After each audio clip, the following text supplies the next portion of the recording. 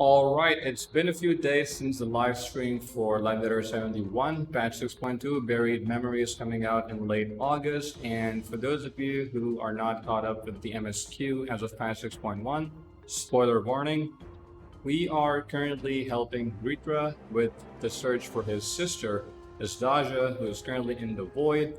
And as we saw in the screenshots, Y'shtola and Ninana managed to successfully create a transporting void sin, the Atomos. So we're going to be going to the 13th, where we'll do the new dungeon. Interesting stuff, FF4 and FF9 references.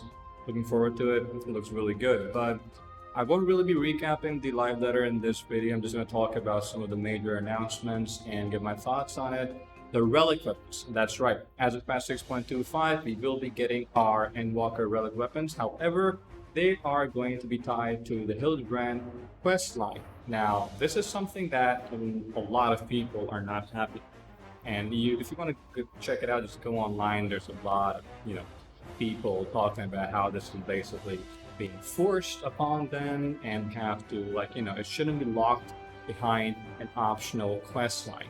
Stormblood relics were locked behind an optional Eureka questline.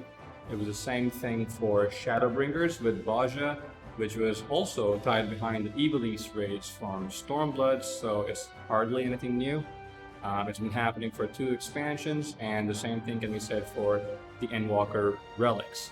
However, people have been talking about how they have personal issues with the quests, like they find it cringe or they're being forced to do it because they want to do it at their own pace and all that stuff.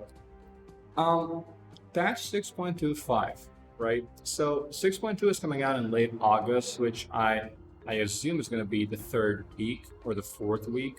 And then you have a couple more weeks or so till patch 6.25. So you effectively have the entire month of July, and then you have August and a few more weeks till 6.25. If you can do Hildibrand all the way from ARR to Endwalker within this time frame, well, what are you doing in this game anyway? Like, you have people within this game that spend hours AFKing in Limsa while their character does some crappy emote, and then they spend hours talking about stuff, random stuff in Say Chat, and which is part of the social aspect of this game, which is perfectly fine. But the idea over here, the point over here is that people spend a lot of time on these activities within the game, and then they also spend hours upon it, going on the internet and arguing about these things. So you might as well take an hour out of your time every single day and just do the quests. You have 2 months. It's really not that big of a deal. Overall, I would say the quest line for Hildibrand all the way from ARR to Endwalker takes roughly 10 hours, give or take, if you do not skip the cutscenes, based on my experience.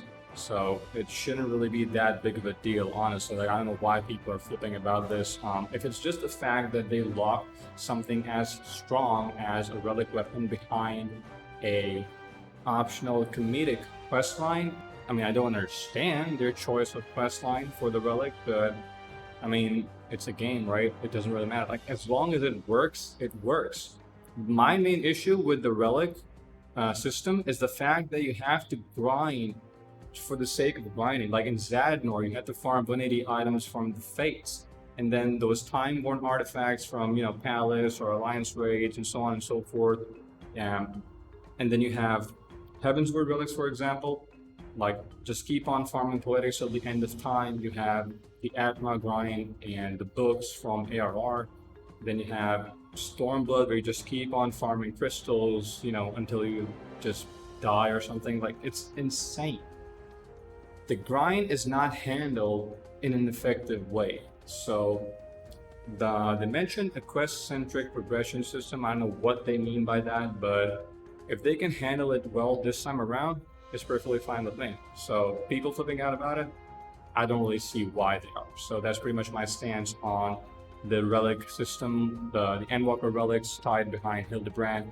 I personally enjoyed the quest line. It was fun. I'm looking forward to the new quests in patch 6.2. I think they mentioned more quests being added in 6.2. I forgot. I don't know. That's pretty much it about what I think when it comes to relic weapons for Endwalker and the Hildibrand questline. Not that big of a deal, but we all know people would whine about anything these days. That's pretty much the situation. But with that said, let's move on to the next big part of the 71st live letter. Yes, we are getting a new beast tribe, and this is going to be for the disciples of the land only.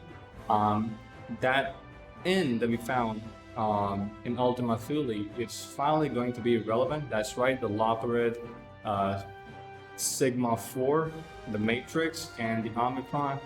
I'm really looking forward to like these storylines that are attached to the beast tribes.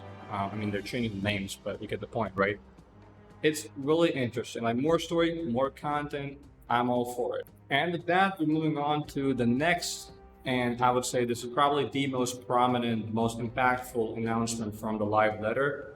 We are getting Criterion Dungeons, officially named as Variant Dungeons, but that's not the highlight. The highlight is another path, the Savage version and the normal one. The thing about this that I'm really excited about is the fact that it is actually going to be engaging.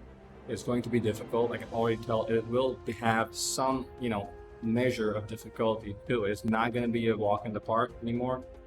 However, when it comes to another path, Savage, right? Like, as of right now, they've mentioned that it'll be a pre-formed party of 4 people, 1 tank, 1 healer, 2 DPS. All methods of resurrection will be prohibited. Job actions and, special actions or anything. Everything is off the table. No revives. You have 1 life. You can heal yourself, but you cannot revive yourself. All enemies will revive after party KO. Dark Souls Final Fantasy XIV. Finally happening. And enemies will become much stronger if not defeated within a certain time limit. Now, I'm not sure if this is referring to the dungeon timer itself or if every encounter will have its own specific timer, for example. I'm not sure what they mean by this, but it could be anything. What I am concerned about is the fact that Party Finder, at this point in time, like as time passes, the quality of Party Finder degrades. And if you've been doing raids, if you've been doing Savage or Extreme Trials in PF for some time now, you would have been able to see that.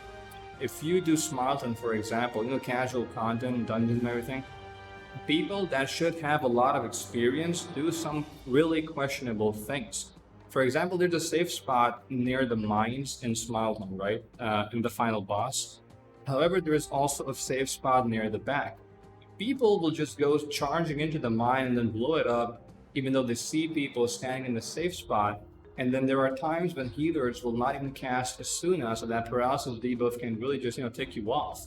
And the funny part over here is that many times there are ranged people, like ranged classes, jobs. Those are the ones that run straight into the mine and blow it up for some reason. I don't know why. Like, you can just go back and stand in the safe spot, right? Like, it's not that big of a deal.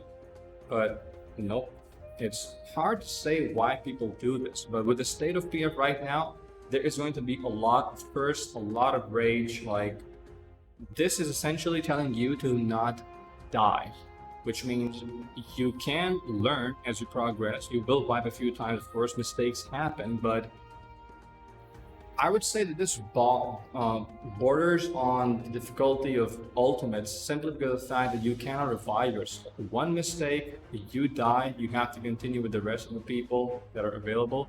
If everyone dies, well, guess what? All enemies are backed up, you have to do it again. Well, I mean, it can be fun, right? If you like form a party with your friends, it can definitely be fun. But if you are going to PF it, there's going to be a lot of friction between party members. I can already see it. It's happening currently. Like, if you do anything or extreme people, it's been like what, over 2 months, and people are still dying on red planets and getting knocked off platform. Like, mistakes happen, but there is something also known as consistency. So I can already see a lot of different things happening. Personally speaking, I'm really looking forward to the challenge itself. Content, more exciting, challenging content is going to be engaging, might even have interesting loot. So yeah, like I'm really excited for what the future holds with Final Fantasy XIV, right? We have this first dungeon, then we're gonna have I think 2 more. They talked about it, 2 more dungeons over the course of 6.x. And then if it's, you know, successful, I would say we're going to get more stuff in 7.0 and onwards. And I'm pretty sure they also talked about another, you know, a new deep dungeon in one of the previous live letters. So there's just a lot of content coming our way. So I'm really looking forward to it. Like, all the negatives aside, the content itself, the future itself is looking really good right now. So, and before I close out the video, I do want to talk about one of the things in this live letter that made me super happy. Steps of Fate is going to be removed from the roulettes, from the trials. I think it's going to be a solo battle now, and we'll never see it again when you pop into a roulette. Now, they talked about revamping Thorn March as well, but honestly, that's not enough for me. I want that duty to be erased from existence. Like, it should cease to exist. Just delete it. Make it a solo battle. I don't care. Just delete it. Forget it. But with that said, that's pretty much it for the video. I just want to talk about some of these major things announced in the live letter. They also talked about Island Sanctuary and some other things, but more details to come in 6.2, so I'll take that as a chance to talk about these things. But with that said, thank you very much for watching. If you enjoyed it, make sure to show some support, and I'll see you in the next one, guys.